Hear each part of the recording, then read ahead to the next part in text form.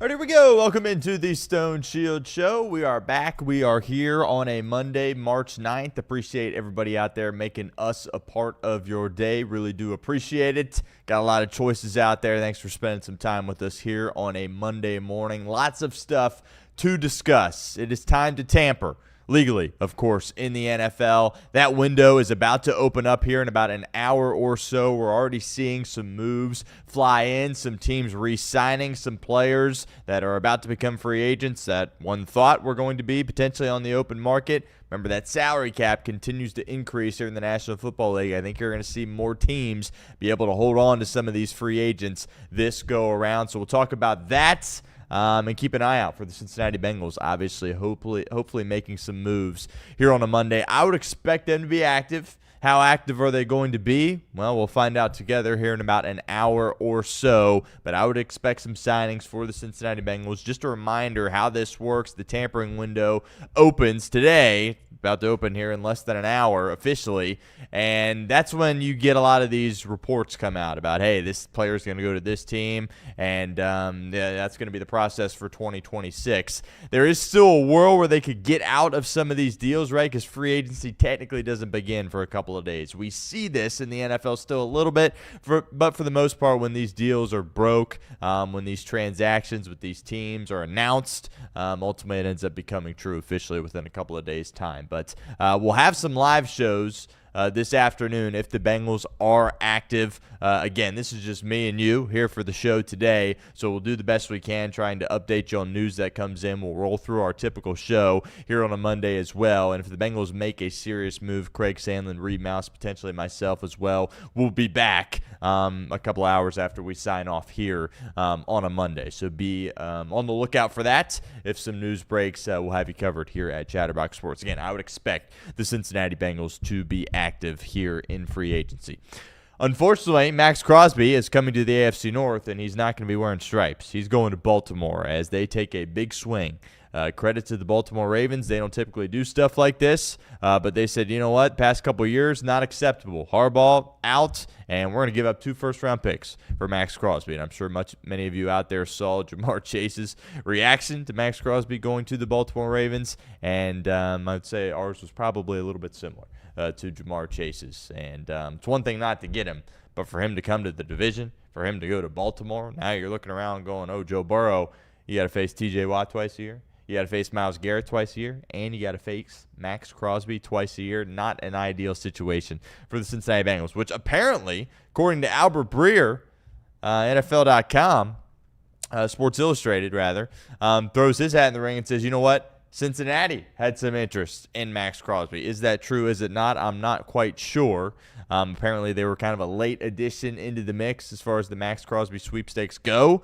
If they had offered 2 first-round picks, the Raiders would have went with the Bengals offer, right? Because the Bengals pick at 10, Ravens pick at 12. It would have been an earlier pick, but something tells me Cincinnati was a little bit hesitant to move off that number 10 overall selection, or they were willing to move off the 10 overall selection but not give up a first-round pick in 2027. We'll talk a little bit about Max Crosby coming to the AFC North, what that means for the Cincinnati Bengals. Several other moves that have been announced. Tua officially getting cut by the Miami Dolphins. He's still going to make $55 million this year, and the Dolphins are going to split it in 26 and 27 as far as his cap hit goes. Not really unprecedented because we saw it with Russell Wilson a couple of years ago, but this hit's going to be even more significant than the Russell Wilson-Denver hit. So you can survive it. Shoot, Denver was in the AFC Championship. If they don't lose their quarterback, probably in the Super Bowl. But you need a really good head coach, and you need to draft a really good quarterback. So Miami's got their hands full as they look to replace Tua and obviously have to deal with all the money issues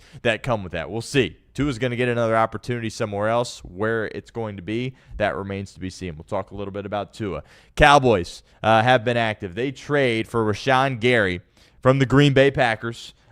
Day 3 pick, 2027. Diana Rossini reported this for The Athletic. At first, it was 3rd-round pick, 2027, and everybody's laughing like, what are you doing? If you're Dallas, then it gets switched to a late Day 3 pick, and then it comes out as a 4th-round pick, which I think is still very, very severe. I have no clue what the Cowboys are doing, to be completely honest with you. They were heavily involved with Max Crosby. There are rumors this morning that they are interested in Trey Hendrickson and might still get Trey Hendrickson, and then they're going to get Rashawn Gary.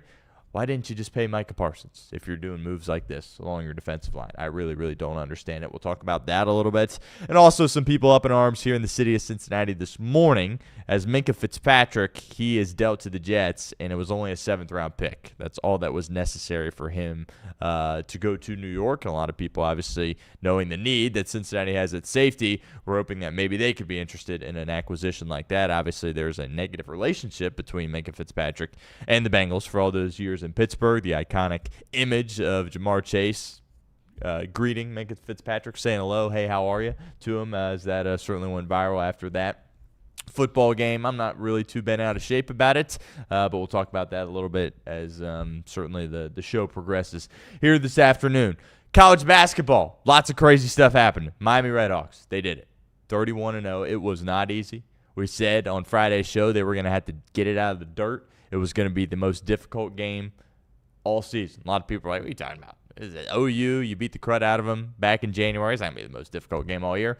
Well, it was, right? It's a triple-digit showdown, and they win it in overtime. Key contributors all over the place. Ian Elmer, have a night. Trey Perry, the freshman, another 20-plus point performance. Chaotic environment, heated rivalry.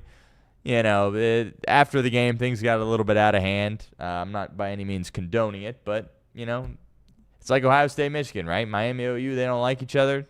The students in there were being a little bit over the line, and Miami let them know after the game. Again, not condoning it, but I'm also not ticked off about it either, to be completely honest with you. Talking about the Redhawks. Bearcats, my goodness, another golden opportunity to give themselves a chance to get into the big dance. And they're not dead yet, but they go to TCU, they lose. Kind of felt like they were down like 8 points throughout the majority of that game. Hung in there a little bit in the first half.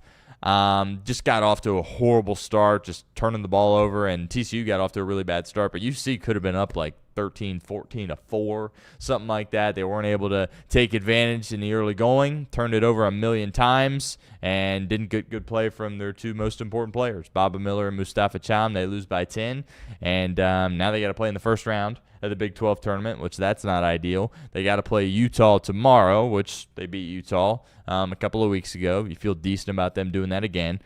Then they got to play UCF if they win, which they've beaten them before this year as well, so you feel semi-decent about that. But then it kind of feels like that Arizona game if you're able to go win-win, and then you get Arizona. Arizona's been rested, and you've played 2 consecutive days. This will be the 3rd consecutive day, obviously, if you're playing Arizona. Struggled against Arizona earlier in the year, and it kind of feels like that's where the season ultimately would end. And even if they win 2 games, even if they beat Utah and UCF, I think they are probably just barely out. And that, of course, means you look back at the rest of their schedule and you go, well, if you just beat Xavier, if you just beat Eastern Michigan, if you just beat a shorthanded Texas Tech team, or if you just beat TCU here late in the season, you would be in the dance. But it seems like they're probably going to be just a tick short. Question, of course, becomes Wes Miller. Is he coming back? Is he not? We'll talk about that a little bit on the show as well. Xavier, by the way, plays Wednesday. They play Marquette. That's a game they need to win, right? Get in there, Big East tournament, get you a win, and then play UConn, and ultimately your season ends there, and you get ready for next year. It's kind of where you're at, I think, for the Xavier Musketeers. Andrew Abbott, he's starting on opening day. That's exciting, in my opinion. Andrew Abbott, for whatever reason, is one of the most disrespected, underrated guys in the game. This is an all-star. Obviously, you would rather Hunter Green be out there, probably. But I like this decision from Tito. High leverage moment, opening day, everybody watching, roll Andrew Abbott out there. And that kind of, in some ways, is kind of like you didn't get the pitch in the playoffs last year. Well, here's kind of a playoff atmosphere, right? It's totally different. It's first game of the year. I understand that. But just from a pressure perspective, this is the highest leverage game that you could possibly play in before getting into, a pennant race or a division race towards the end of the year, and you give them that opportunity on opening day. I think it's a great decision from Tito Francona going with Andrew Abbott. So we'll talk about that a little bit on today's show. I will try to check my phone the best we can throughout the duration of the program. Legal tampering window technically opens in about 45 minutes. We've had some reports already come in. Again, I expect Cincinnati to make some moves here today. I think we'll get 2 or 3, right? Fingers crossed it's not, just Osai's back, and hopefully it's, Draymond Jones. He's a Cincinnati Bengal. I think we would like that, right? Or DJ Reader perhaps coming back, or Arnold Ebiketie from the Atlanta Falcons, Caden Ellis from the Atlanta Falcons, a couple of names there that I certainly would be excited if Cincinnati was able to bring in, but we'll do our best to keep you updated throughout the duration of the program. And then we'll probably have some sort of live show later today, Craig and Reed. Maybe I'll be on that. Maybe I will not. But we'll do our best to keep everybody updated out there as we get closer to noon. And hopefully the Bengals continue to make some moves, which they made some moves last year. Maybe not as many as we thought, but they're going to do something today. What? Obviously, is the question we're all waiting to be answered. Of note, NKU Wright State's tonight. Wright State, 1.5 favorite. ESPNU, 7 o'clock. I think that's the semifinal game in Horizon League action. So we'll have tabs on that, and we'll have you updated on our social medias if you're unable to watch that game tonight. Start with Max Crosby. 2 first-round picks going to the Las Vegas Raiders. Max Crosby going to the Baltimore Ravens. And did I ever really think the Bengals were going to get Max Crosby? Absolutely not. Right, if you're a Bengals fan out there and this isn't your first year being a Bengals fan, you shouldn't be surprised either, and I don't think you are surprised either. You got the report, I don't know if it was last night or early this morning, from Albert Breer, who's one of the most respected reporters in the NFL, does a great job, has a great column that he writes on SI, is a contributor to various different shows and programs out there on television, digital, radio, you name it. Really is unbelievable. And he came out and said the Bengals essentially threw their name into the ring late as a potential team that had interest in Max Crosby. But he kind of went on to say that, basically every team in the NFL was calling about Max Crosby, and rightfully so. Right? This is, in my opinion, the best pass rusher, not named Myles Garrett, in the National Football League. Right? Once-in-a-generation type of player. 28 years old. It's not like he's Trey Hendrickson's age, right? Still has a couple of years of elite football ahead of him, and is just made of all the right stuff, right? From a relentless perspective, he never gives up, wants to play through injury, literally laid it all on the line each and every second he was out there in a football game. Mind you, for the Las Vegas Raiders, right? The Las Vegas Raiders have stunk throughout the entirety of my life. I think they went to the Super Bowl in the early 2000s. Since then, have been to the playoffs like twice and have not won a playoff game.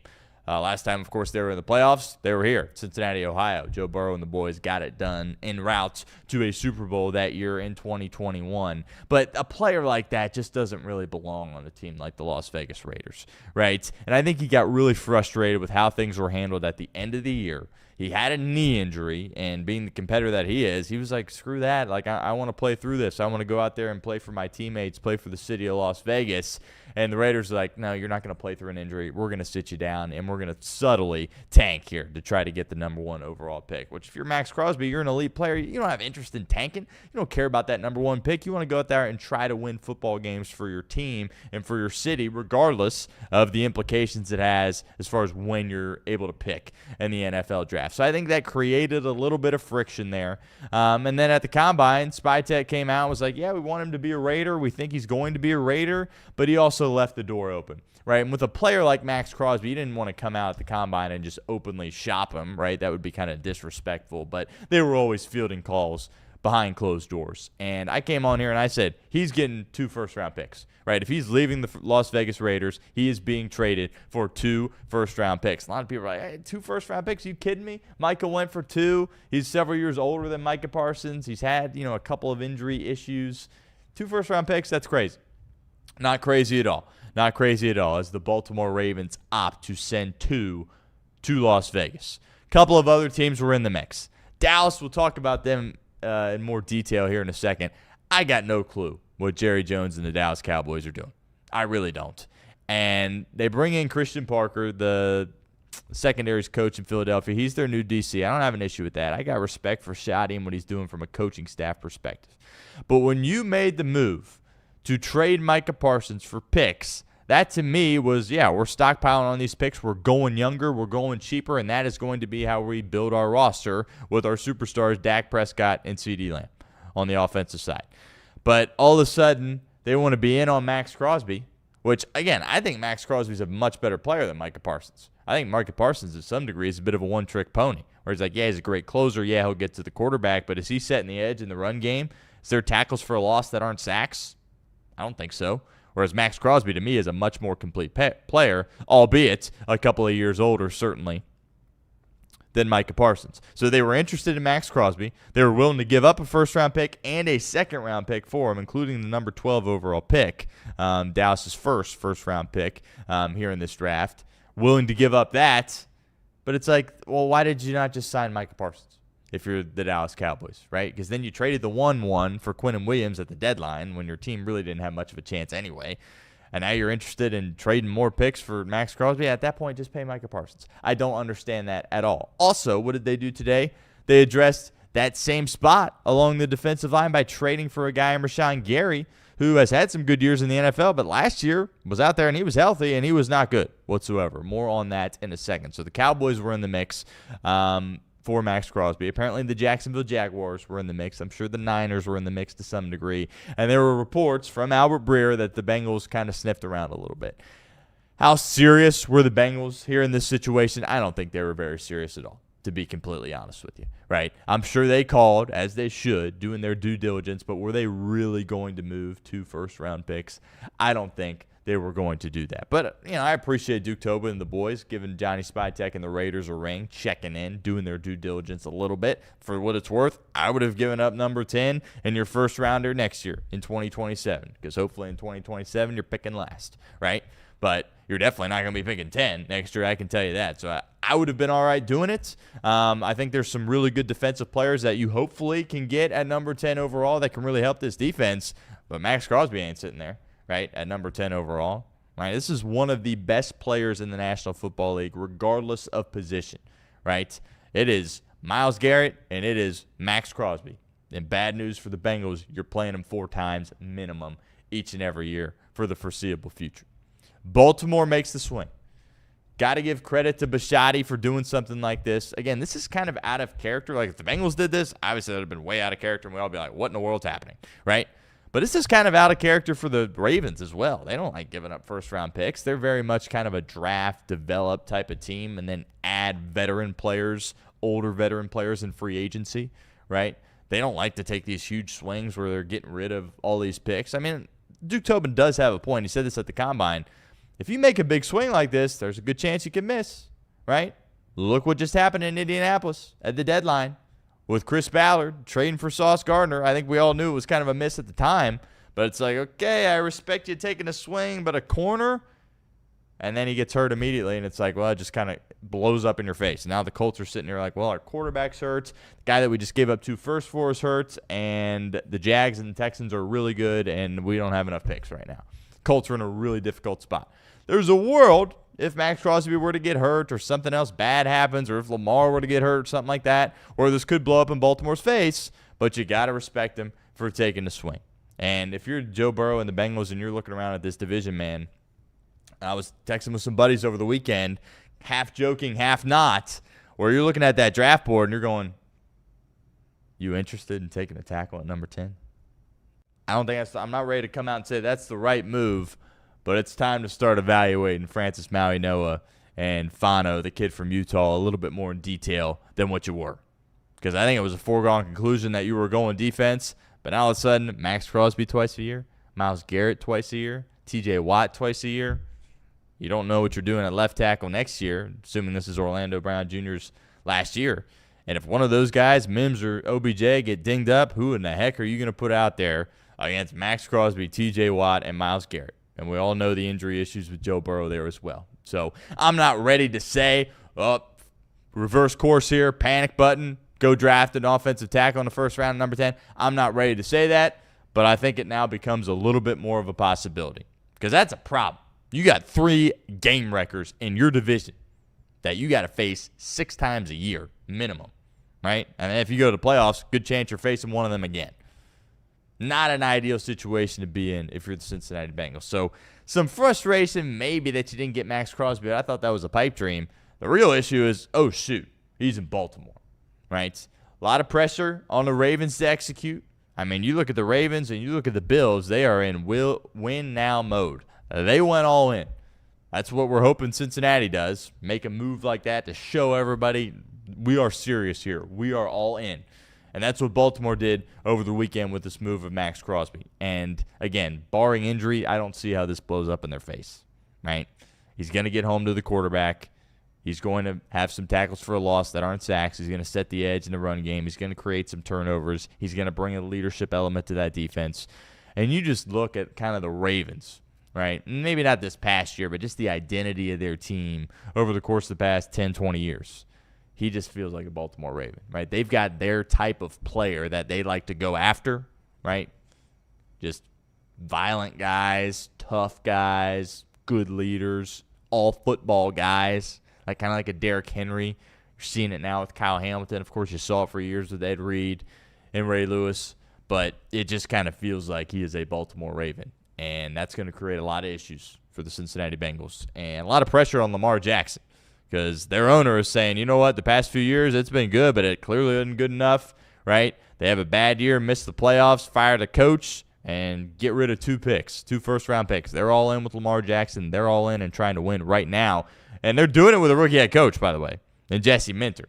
So there's a couple of these new head coaches, Jesse Minter and Joe Brady, the main two, whereas they don't have like you can get your feet wet moment here. You can, win a bunch of games and then lose in the wild card round of the playoffs. Like, no, these guys got to win right here, right now. So all the pressure in the world is on them. Not a bad spot to be. I think we'd all be excited if the Bengals made a swing like this and Max Crosby was on the team and you lost 2 first-round picks in the process. But ultimately he goes to a division rival in the Baltimore Ravens, and you got to deal with them. And I think you just got to do your due diligence a little bit on some of those tackles high in this draft, to be completely honest with you, because those guys in your own division that you got to face 6 times a year, that could be trouble for the Cincinnati Bengals. And Jamar Chase, if you haven't seen his reaction, just simply search it on Twitter or on the internet and you'll find it. I think a lot of us, the verbiage may have been a little bit different, a little bit cleaner, but kind of the same sentiment as far as how we were feeling when that news broke. Bengals are not tendering restricted free agent Jake Browning. He will become a free agent. The report out there is that the Bengals are interested in potentially a reunion still with Jake Browning. I don't mean to sit here and bash Jake Browning. I kind of, like, we've done that already. It feels a little bit unnecessary at this point, but there's no world where he should be back with this team. Will he get another opportunity in the league? I don't know.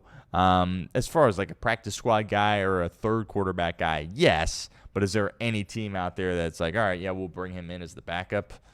I don't think so. After how bad the tape was, how bad the play was when he had the opportunity out there. And again, it wasn't like he was out there with a bunch of practice squad guys. He was out there with T. Higgins and Jamar Chase, and it was not serviceable at all. So the right decision for the Bengals not to tender him.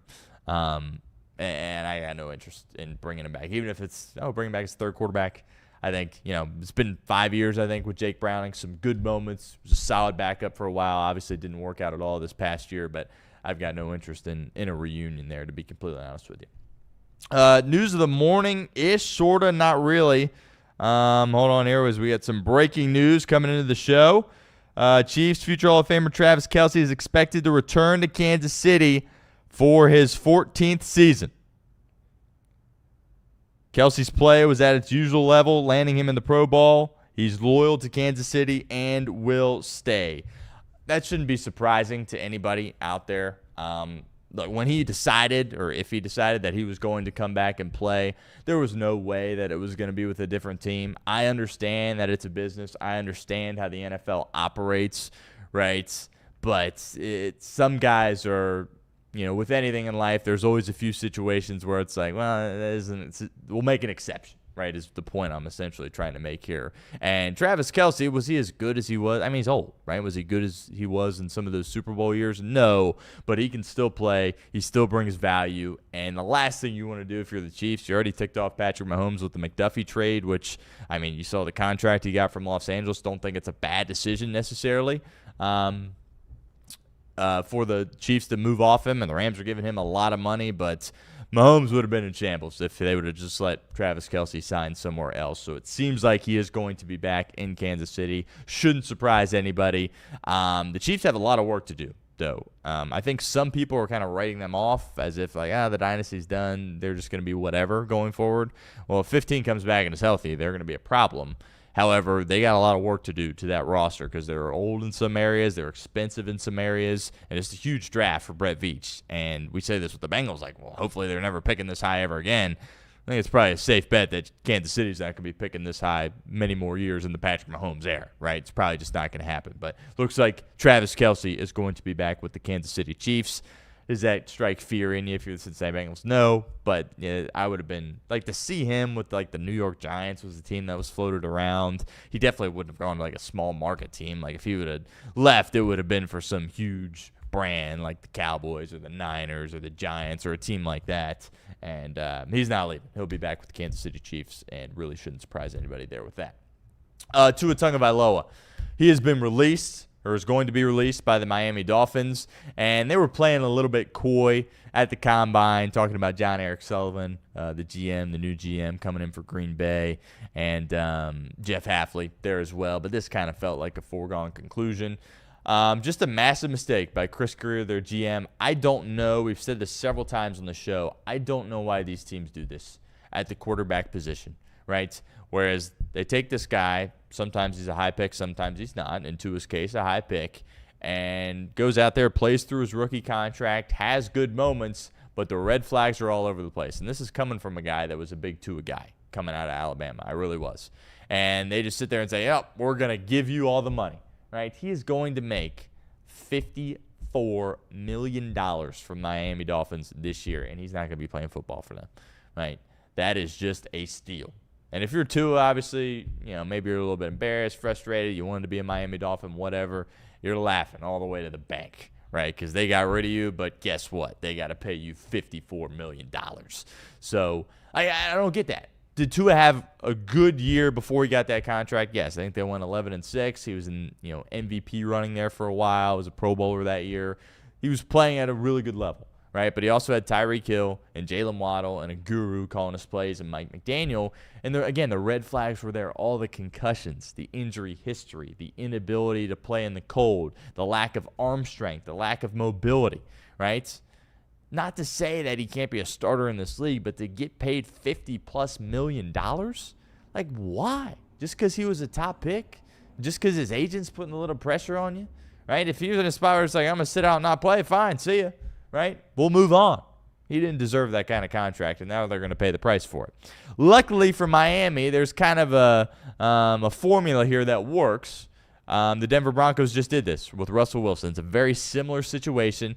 Now, it's even more expensive as far as a cap hit perspective goes for Miami. And from reports, they're going to split this thing in half, take half of it in 26, the other half of it in 27. And in order for this to work, one, Jeff Hafley has to be a really good coach, which I've got some confidence, honestly, that he is going to be able to be just that for the Miami Dolphins. He's been a head coach before. He was at Boston College, right? If you take all these Division I jobs and pick the top 5 most difficult places to win, I think Boston College probably going to be on that list, right? So did he have a ton of success as far as the wins and losses at Boston College? No, but I always really liked and respected him as a coach. His year at Ohio State as a co-defensive coordinator was unbelievable there as well. And he makes the jump to go to Green Bay, a stable organization in the National Football League. And that's a gamble, right? It really is. We've talked about this a lot on the show as well, as if you're a college guy, you're a head coach at a college, all of your assistants are moving their families across the country to go be with you, right, and work for you.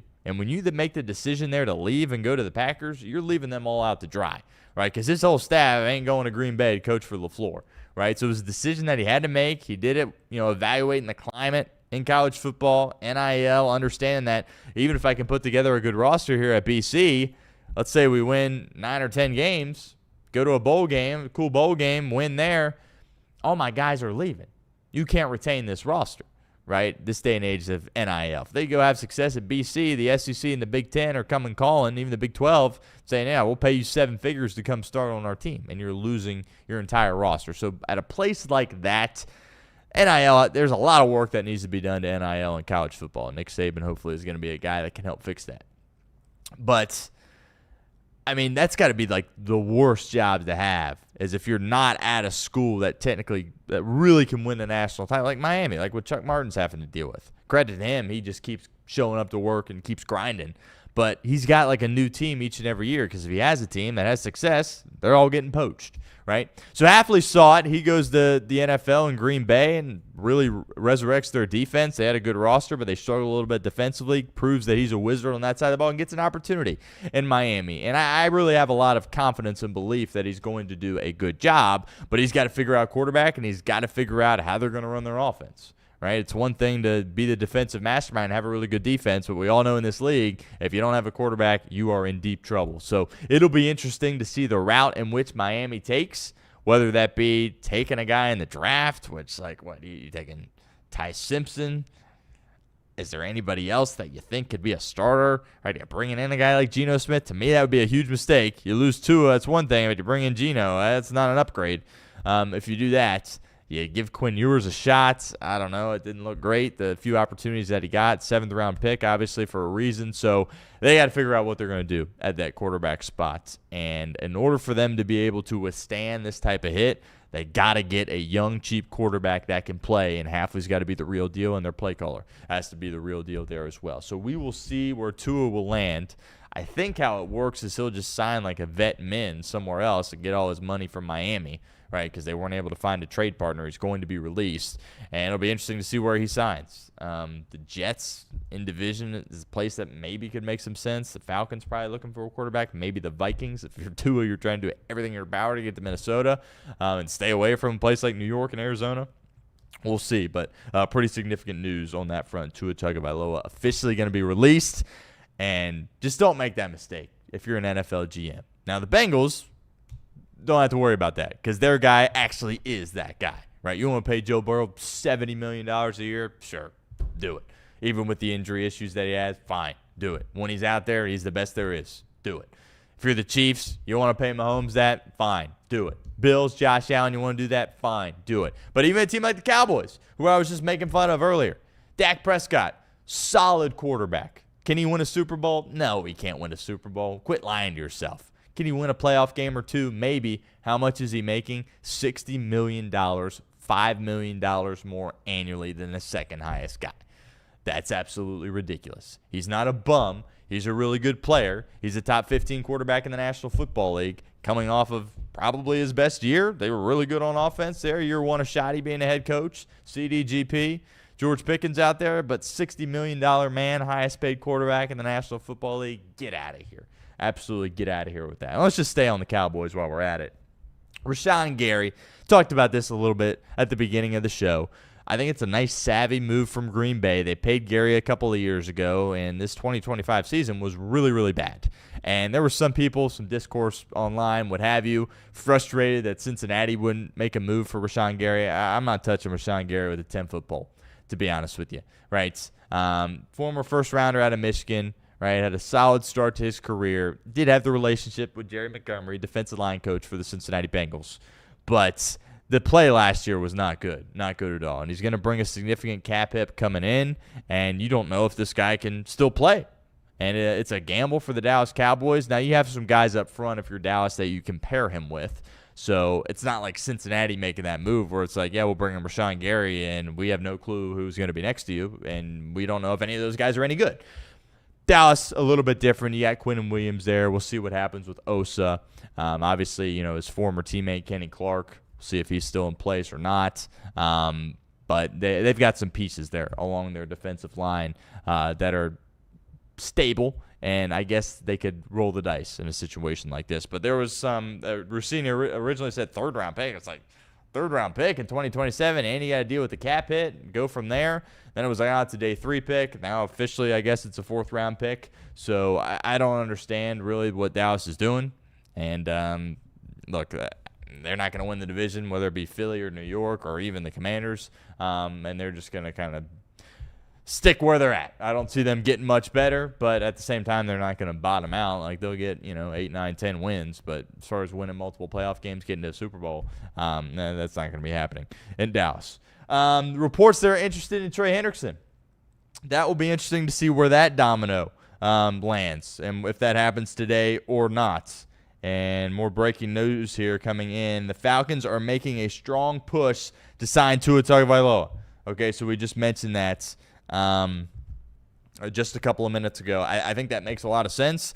And I also think that if you're Tua, yes, right, do whatever you can to avoid going to the Jets or going to the Arizona Cardinals, right? There's some pieces in place in Atlanta. Obviously, they just completely blew up their regime, right? They're bringing Matty Ryan in to, I don't know exactly what his role is, football operations, something like that, but he's calling the shots in Atlanta. I think it's pretty safe to say that. You got an offensive-minded guy in Stefanski. You got some young pieces there offensively. That defense, by the way, is actually pretty solid. You play indoors in Atlanta in the worst division in the National Football League. So if you're Tua, you're like, yes, please. Whatever I can do to go to Atlanta, that is what I would do if I'm Tua Tagovailoa. And I think there's a real world. It'd be funny to have the two lefties there, Tua and Michael Penix, but he's probably just flat out beat him out in camp, I would say. And Penix, of course, is coming off yet another knee injury, so we'll see if he's even ready. But I think Tua to the Falcons, from Tua's perspective, do whatever you can to get there and avoid going to the New York Giants the New York Jets or the Arizona Cardinals. But the Cowboys apparently interested in Trey Hendrickson. There's a guy online, anonymous guy that, claims he's an NFL insider. He's hit on some. He's missed on some. He said this morning Trey Hendrickson is going to be a Dallas Cowboy. Again, why didn't you pay Micah, right? Because you ain't getting Trey Hendrickson for cheap. So you're going to overpay in free agency for this guy, and you're going to trade for Rashawn Gary and trade for Quinnen Williams, and you didn't just pay Micah Parsons. Makes me scratch my head a little bit. Trey Hendrickson's got 2 maybe good years left, if that, coming off the abdomen surgery, obviously, for the Cincinnati Bengals. He can still get home. He can still get to the quarterback. And if he's out there for 17 games, he will still rack up some sacks. But as far as not being a one-trick pony and having, being like a Swiss Army knife type of player, like, no, he's going to get sacks. He's going to get pressures. Can close some games for you, but that's about it, right? He's not setting the edge in the run game. There's no tackles for loss that aren't sacks. So if Dallas did it, are they technically better as a roster? Yes, but I just question what in the world they're doing. We'll see, ultimately, if that ends up happening or not. 7th-round pick for Minka Fitzpatrick. He leaves Miami, so Miami's doing a complete reboot. Tua's gone. Chubb's gone. Tyreek Hill's gone. So I think it's really just Waddle and Achane, and then we'll just figure it out from there if you're the Miami Dolphins, which, by the way, if I was coming in to a new regime, that's kind of the decisions that I would be making as well, right? Because Jeff Hafley knows that if this thing gets really, really bad in year 1, there might not be a year 2, right? And might not be another opportunity for him to be a head coach. So the last thing he wants to do is come in here and just kind of build off the regime that was in place. Like, if you're coming in as a first-time head coach, blow it all up. Start from scratch. Start how you want to start. And then if it works out, great. If not, then you're probably going to get fired as well. So I understand them moving all these pieces. Rebuild mode if you're the Miami Dolphins. Very, very safe to say. You just got to prove that you know what you're doing as a head coach and that you can get this thing going in the right direction. Miami, they're not a playoff team this year. I don't think anybody out there would say that. But they move off Minka Fitzpatrick. I've always liked Minka Fitzpatrick. He's a really, really good NFL player. How much does he have left in the tank? Obviously, it's a question. Started out his career in Miami. Obviously, several really, really good years in Pittsburgh. Got great ball skills. He can still run. He can still hit you as well. There's a leadership aspect that he brings. The Bengals have 6th and 7th round picks, right? And I'm of the mindset where it's like, yeah, you want to trade a late round pick for one of these guys? Sure. Great. I think Duke Tobin and this Bengals brass, they get so attached to these draft picks, which is one thing to get attached to your 1st, 2nd, and 3rd round draft picks, but your 6th and 7th round draft picks, why? Right? Are you going to find a guy in the 6th or 7th round that is Minka Fitzpatrick? I don't care how old he is or where he's at in his career or maybe the lack of success he had recently in Miami. You're not going to find a guy that late. As far as like Yoshi, like in the 6th round, like that's the best you got as far as a late draft pick. So I would like to see him wheel and deal a little bit. You want to bring in a veteran and give up a 6th or 7th round pick? Sure, do it. Am I up in arms about them not getting Minka? No, there's plenty of safeties that they can get. And I've talked about this on the show before. It kind of feels like they're just going to get one, right? Because they don't value the position. We know this. I don't think they're going to try to have depth at the position, plan if somebody gets hurt. I think it's going to be Jordan Battle, and who's his running mate going to be? And then if one of those guys gets hurt, there's not going to be a backup plan. So, they've been linked to Brian Cook. That'd be very interesting. He's going to get a sizable contract, so that would be very out of the ordinary for Cincinnati. One, to pay that high for a guy in free agency, but also pay that high for a guy at that position, the safety position. So we'll see if ultimately they get a guy like Brian Cook or not.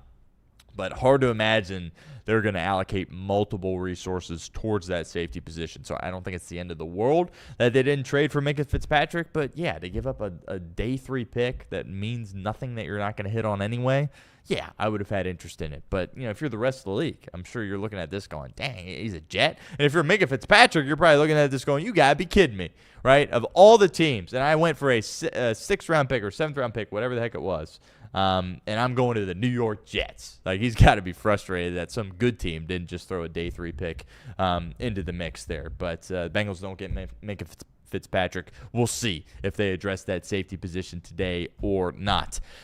Sheldon Rankins, also off the board. We mentioned this right when we came on the air. This day and age at the NFL, with the salary cap and how it continues to go up, you are seeing more free agents stay with the team in which they most recently were playing for, right? It would not surprise me at all if we get some news that comes across the wire today. Odafe is re-signing with the Los Angeles Chargers. Wouldn't surprise me at all. Wouldn't surprise me at all if we had some news that came across the wire that said Jalen Phillips is re-signing with the Philadelphia Eagles. If you're a really good player, these teams want to hold on to you. And in this day and age, of the cap continuing to go up, it becomes more likely that they have the ability to do that, which I got no interest in doing that with a guy like Joseph Osai. But, you got to understand that there's a world here where Odafe and Jalen Phillips don't hit the open market. Next thing you know, the price for the other guys, that second-tier edge rusher, just went up because those teams that had interest and were willing to pay for Odafe and Jalen Phillips missed out on them. So now they're interested in that second-tier level guy, which obviously could be very problematic for the Cincinnati Bengals. But Sheldon Rankins is going to be back in Houston. That experiment is very, very frustrating.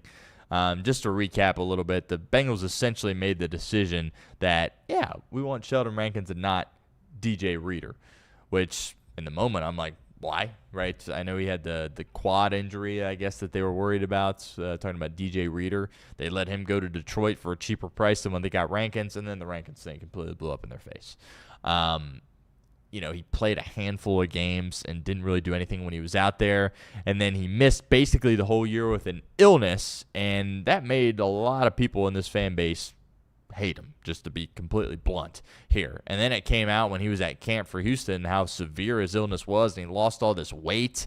And I had the mindset of like, dude, why didn't you just come out and say that, and then nobody would have hated you, and it would have been like, yeah, we get it. Like, it's unfortunate that Aaron and I are playing, but like, we get it, Sheldon. It's okay. Something was seriously wrong. So like a lot of people kind of felt bad when that news came out, but regardless, he gained all the weight back. He was healthy this year for Houston, and he was a big reason that why they had so much success on defense. Now, the $1 million question, something we talk about a lot here on the show, is when you surround a player with good players around him, is that player really good, or is he just benefiting from the talent that he has from his peers, right? What if you brought in a couple of studs and all of a sudden Chris Jenkins and McKinley Jackson look like they could play a little bit, right? Clearly right now they can't play. So can Sheldon Rankins really play, or was he next to Danielle Hunter and Will Anderson? I'm sure it's a little bit of both, if we're being completely honest there. But I understand after the year that was a couple of years ago with Sheldon Rankins, nobody in Cincinnati wanted him to come back. But that's another, defensive line player that is off the board, obviously, at the interior there with Sheldon Rankins going back to Houston.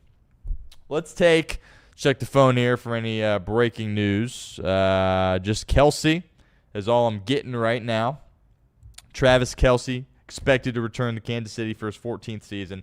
Makes a lot of sense, right? Was he going to go out that way, missing the playoffs? His boy Mahomes goes down. I think clearly, and I don't know this for a fact, it's just kind of logic tells me that.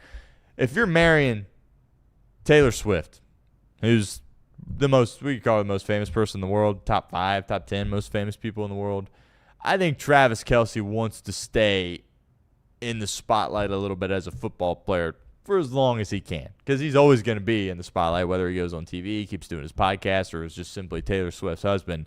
But I think he likes kind of being the football player to the pop star, and he clearly has some stuff to give still in the game, right? Can still play. Is he the guy that's going to get a statue outside of wherever the Chiefs are playing?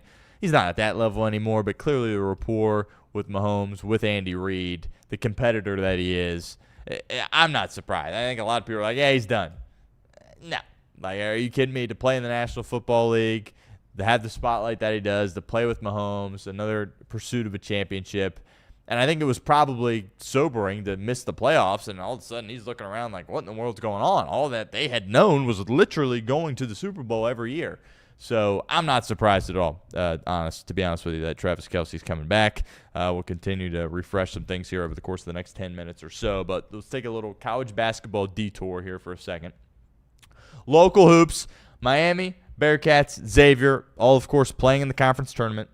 Miami will go up to Cleveland, play Thursday. They play UMass at 11 in the morning, which, okay, you're going to play your darling team, 31-0, perfect Miami team, and you're going to play them at 11 in the morning on a Thursday. That doesn't make much sense to me, but anyway, I'm not in charge of those decisions. With the MAC, not the whole league doesn't go. It's just 8 teams, so it's just 3 days. I would say if you beat UMass, which is not going to be an easy game. Miami, by the way, I don't even think they're favored to win this tournament. I think that is Akron. But my gut would say if you beat UMass, you probably play Toledo again, which Toledo just gave you a close game not too long ago. You would have to beat them for the 3rd time, which would be very, very difficult to do. And then if you're able to do that, likely play Akron, you would think. And it'd be a rematch of last year, and hopefully you win the game and whatever. You're a MAC champion and you're still undefeated at that point. But hopefully, even if the same result happens from last year where you lose to Akron, you still get in the tournament. And just to get out ahead of this right now, we don't have to do any more, what ifs. The Red Hawks are perfect, right? They're 31-0, and I don't care what happens. I don't care if they lose to UMass by 20. They better be in the big dance, 100%. They absolutely. What more do you want them to do? I love Travis Steele's response when they asked him this.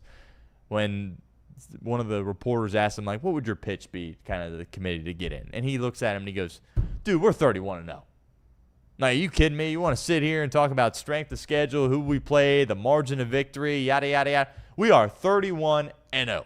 We laced it up 31 times this year and got on the hardwood and played the game that was scheduled, and we won 31 times. We're 31-0. What more can you ask for, right? Would they beat Duke if they were playing Duke head-to-head? Would they beat Michigan? They would be a top 30 team in the country. Like, you get the NCAA, the 64 teams get in, whatever, and then you get the play-in games, right? And then you got half those teams that qualify because they won their conference tournament, whatever. They're a top 32 team in the country. Wherever they're at in the poll, 19 or whatever, you ticked off about that, fine. They're a top 32 team in the country, regardless of what happens in Cleveland this weekend. They're 31-0. What more do you want to say, right? So credit to Steele for staying that and leaving it that short and sweet, because that's your pitch, right? You want to sit here and explain why we should be in the tournament? Because we're 31-0. We haven't lost a game. You kidding me? Game on Friday, though. What a game that was. And my takeaway, my one-word reaction to that game was March. That's the one-word takeaway, just March. Craziness in Athens. We said on the show last week it was going to be a get-your-hands-dirty game. It was going to be the hardest game you played all year, regardless of the fact that you were a significantly better team than OU. You were going into the Lions Den. You were going into their place with perfection on the line, the weight of the world on your shoulders, right? That's the reality of the situation. We had players and coaches on the show, and they're saying all the right things. Once they get out there and it's time to play, the weight of the world is on their shoulders, and they handled it as good as they possibly could have in this game. Got contributors all across the board, as they always do, right? Scout Jack, credit to him. He's out there battling through injury. I mean, he might be like 65% out there. Wasn't really able to offer much from a scoring perspective, but still did a great job facilitating, manning the offense for Travis Steele. There were some moments there late in the game when he was on the bench. They rode the hot hand. They went with Trey Perry, who was just a firecracker and has been for the past couple of weeks. And Perry was doing a good job, so they kind of rode with him. Good decision to make. Scout Jack's still going to be your guy in crunch time throughout the rest of the year, but they rode the hot hand. Great job there by Travis Steele as far as the decision to do that. And, Suter, he had some good moments there at the end, some clutch moments there at the end of that OU game, which we'll talk about. But It was an Elmer's glue kind of night. Ian Elmer was unbelievable. 30-plus points in the game. It was him and Trey Perry that really were leading the charge from a scoring perspective, and Suter made some big plays at the end of the game. Getting to the rim, getting to the basket, got the foul call, goes up, hits the free throws, and I thought the defense from Peter Suter there on that last possession was unbelievable. And they were calling everything in that game, so I know certainly some people in Athens probably thought that should have been whistled, but that ain't a foul. He was straight up. Perfect defense, in my opinion, from Pete Suter, and ultimately they were able to close out the game, and then you're holding on for dear life when the kid shoots the three there at the end. I mean, that one guy, what was his name? Pavletsky had 37. They could not stop him, right? It didn't matter who they put on him or if they double-teamed him or what. He was getting his, whether it be from the perimeter or getting to the rim. So shout out to that kid. He was unbelievable in the game, and Miami did not have an answer for him. So from a defensive perspective, a lot of work needs to be done before the boys go up to Cleveland. But they relied on their offense. They relied on their shooting. They relied on knowing how to win. There is something to be said about knowing how to win basketball games. And Miami knows how to do that. And you look just right across town, you see. They got talent. They went on a bit of a run here down the stretch, but they don't know how to win. It's just as simple as that. When it gets close, late, 10 minutes left, second half, they don't know how to win. The Miami Redhawks, they know how to win. And they've been playing with fire for a while, right? I mean, they're not making it easy, right? They maybe have taken some years off my life, to be completely honest with you, with some of these games back and forth down the stretch, but they know how to win. And that is dangerous this time of year. Very, very dangerous this time of year. So shout out to them, 31-0. My takeaway is this. Whenever they lose, and who knows, maybe they'll just win every single game the rest of the year. But whenever they lose, ultimately, if that does end up happening, I don't think it will be devastating. I think it will be bittersweet. I think it'll be sad. I think it'll reflect, potentially, shed some tears, perhaps, at the run that it was. But they did it. 31-0. Undisputed. Historic. You can't take that away. If they lose that game in overtime, which they were a fraction of an inch away from doing, this season gets looked at totally differently. As unfair as that is, if they were 30-1 and lost in heartbreaking fashion in Athens, we'd be looking back 10 years from now going, yeah, it was a great run, but they just barely came up short. That's not the case, right? You look back on this, whether we're in 2040 or whenever it is, hopefully Miami continues to build a really good basketball program, dominate the MAC, maybe eventually switch to a different conference and dominate there. Hopefully that's all true. But when you look back at this year's team, they did it. They're 31-0. Perfect season. Unprecedented. And you hope you can couple it with a MAC tournament. You hope you can couple it with a couple of wins in the big dance too. But when the season ends, I don't think it will be devastating. It will just be bittersweet. Now, if you lose the game to OU and then you lose the MAC tournament, then it would be devastating. And then you'd be in shambles. But not the case. As you were able to, finish it off. What an unbelievable game. If you're a college basketball fan, you have people picking on the MAC. Unbelievable basketball game. And OU was trying to do whatever they could in their power to prevent Miami from coming into their place and finishing off a perfect season. I mean, they were fighting tooth and nail that whole game. Which the technicals, just a quick side tangent here, the technicals were incredibly soft. People throwing stuff at Travis Steele. It's just, look, they went into the lion's den, man. They went into enemy territory with everything on the line, and it got chippy. It wasn't always the cleanest game. There was some inappropriate stuff being said and done at the conclusion of the game. People are talking about that from Miami. Do I have a statement on that? I would say I don't condone it. If my kid was out there doing something like that, this hypothetical kid, years from now, I would, sit him down and be like, that's not good, but they let him know. They were getting crap all game, and they walked over and said, how's it feel? How does it feel that you just lost? How does it feel that we're 31-0? Peter Suter gave him a little wave. So is it the, greatest thing in the world to do something like that? Do you condone stuff like that? And you know exactly what I'm talking about if you watch the game? No, but, 31-0 against your rivals. And they were not, you look at some of the stuff those students were yelling at the players and all that. Like, I get sometimes there's an element to just take the high road, but, it was a chaotic environment in there in Athens, and the boys came out on top. Shout out to them. UC did not come out on top. They lost to TCU by 10 points. Not ideal, certainly, for Wes Miller. They've had opportunities here down the stretch, and credit to them, they pieced together some wins. And we've talked about this after the West Virginia game. It felt like it was just imploding in their face, and that it was inevitable that West was going to lose his job.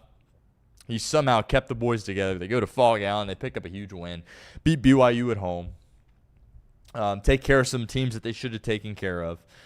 And they had the opportunity of a lifetime in front of them going to Fort Worth. We told you they were going to be an underdog in the game. Had a size advantage, kind of reminiscent of Xavier in some ways, where it's like you feel good about being able to win this game, but TCU, man, they're better coached than you are.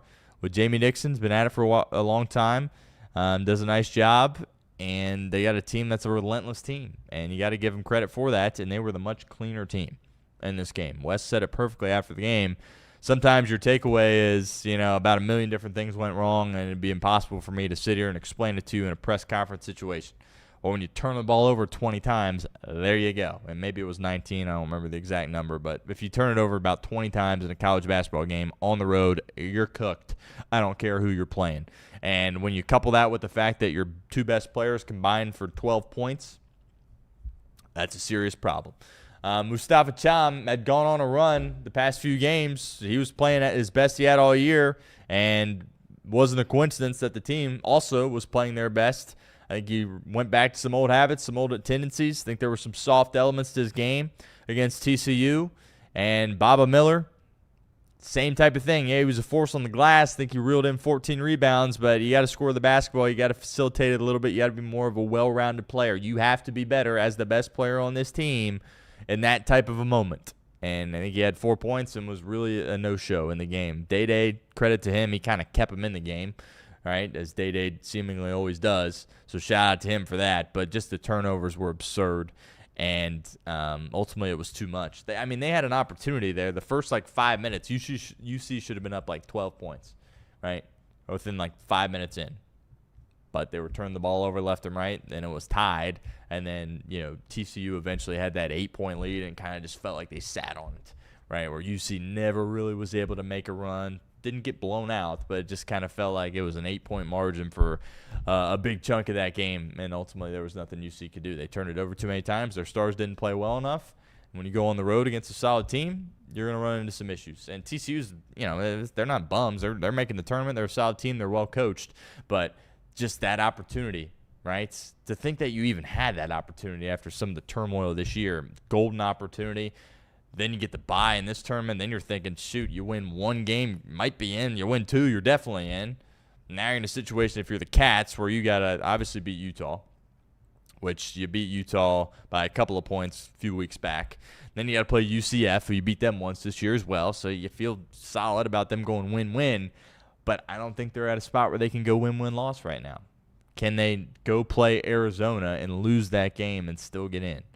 Wes is going to be saying after that game, oh, yeah, absolutely, we should be in.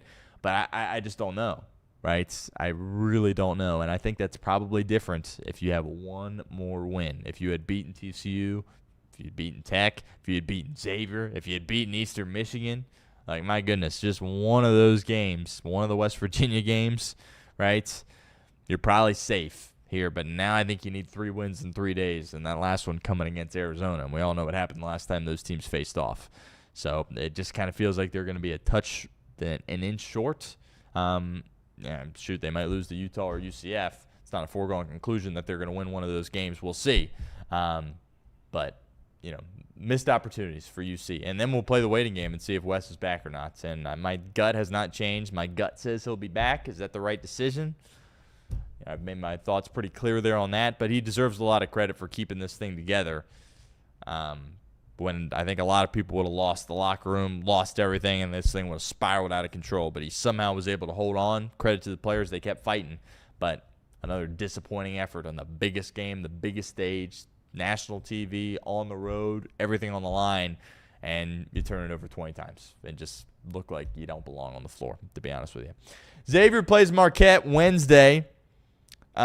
Just get you a win and then play UConn and, probably get smacked around and then you go from there, right? I think the takeaway this year is kind of what we thought going in for Xavier, right? Just not enough talent on the roster.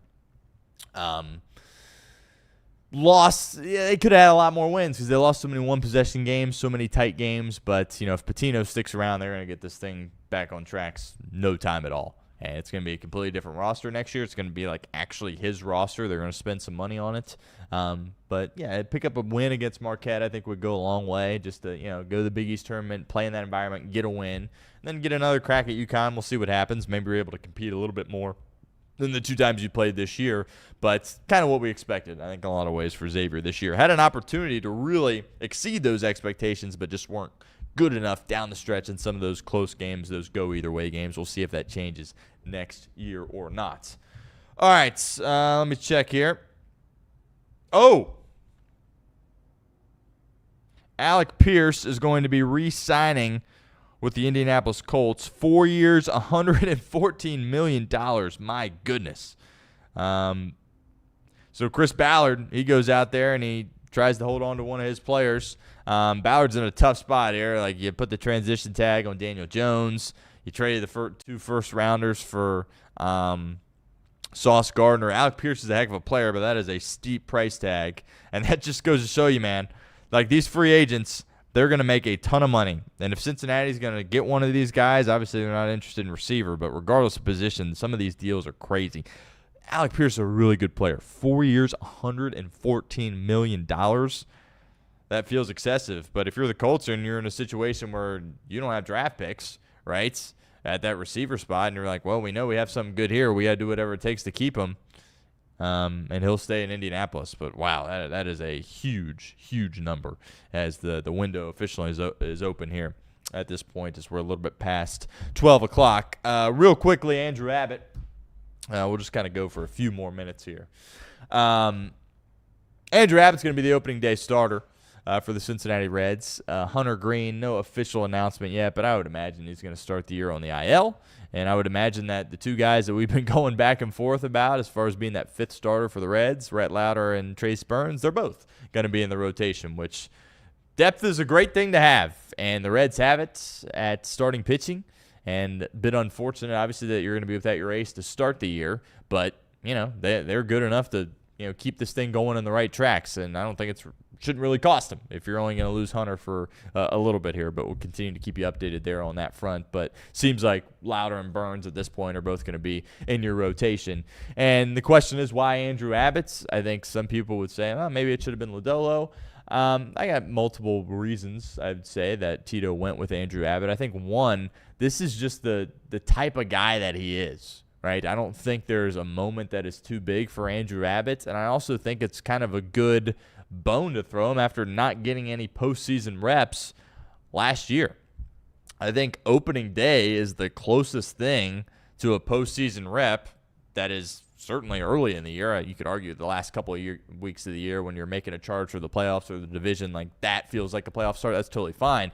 But opening day, everybody's watching, sold-out crowd, especially here in Cincinnati. It is a huge deal. You can't just throw anybody out on the mound there in that spot. And Andrew Abbott, to me, is the perfect guy to throw out there. Again, he gets disrespected so much. I don't get it, to be honest with you. Is he an ace? No. But he's not a bum. He's an all-star, and all he's done, right, is pitch well for the Cincinnati Reds. Like, he has not had a bad year. He is consistently good. And is it going to go great on opening day? We'll see, but he's going to have a fine year once again and be in the conversation for being an all-star again. So I like the decision here from Tito. The only thing is, go with Lodolo instead. I think it's valuable to give Andrew Abbott this kind of rep. I think he deserves it. He's a guy that's been very available for them. He's done everything that they've asked. He's become a leader on this team. And I'm really excited for this opportunity for Andrew Abbott. So we'll see how he does. He's facing Crochet. So you would think that he can only give up a couple of runs at most for the Cincinnati Reds on opening day. But I like this move from Tito. In a perfect world, you roll Hunter Green out there. But if the conversation is Lodolo and Abbott, I think Lodolo's going to have a great year. And I think Lodolo at his best is probably better than Abbott at his best. But I think this is a nice bone to throw Andrew Abbott. See how he does in this spot. He deserves this opportunity, and I would imagine he's going to execute and do all he can to pitch at a high level for Cincinnati on opening day, which is around the corner, a couple of weeks. Queen City, opening day, Red Sox. Pretty awesome stuff there when it comes to that. Falcons are reuniting with Zacchaeus, their receiver. So at this point, no splashy moves as far as a team signing a player that wasn't on the team last year. A lot of re-signings here at this point. Alec Pierce just coming in across the wire right now. Quickly on the tour, Akshay Bhatia, he wins the Arnold Palmer Invitational. It's Players' Championship week, which is pretty exciting. Daniel Berger was winning that whole tournament and looked like he was going to go wire to wire there for a while. But how about Bhatia? I think an eagle on 16 and just gutsy finish from him. And he's now up to 3 wins on tour. He's the real deal, and he's got his first signature win there at Arnie's place at Bay Hill. So, again, we talked about Bay Hill last week. We'll see if that gets phased out. I mean, you're watching it on TV and kind of look burnt out in some spots, and the rough's long. It's not the best product on TV, but the players I don't think like playing there, to be honest with you. And obviously Arnold Palmer has passed away, so it'll be fascinating to see the future of that tournament. But signature event was a loaded field. Akshay Bhatia picks up a huge win, Players' Championship this week. So we got crazy college basketball this week. Miami will play Thursday against UMass, 11 in the morning. What fool made that decision? I don't know. The Bearcats will play tomorrow, as they'll play Utah tomorrow. Should win that game. We'll see. Xavier also a game coming up against Marquette as well. Tonight, locally, NKU Wright State semifinals.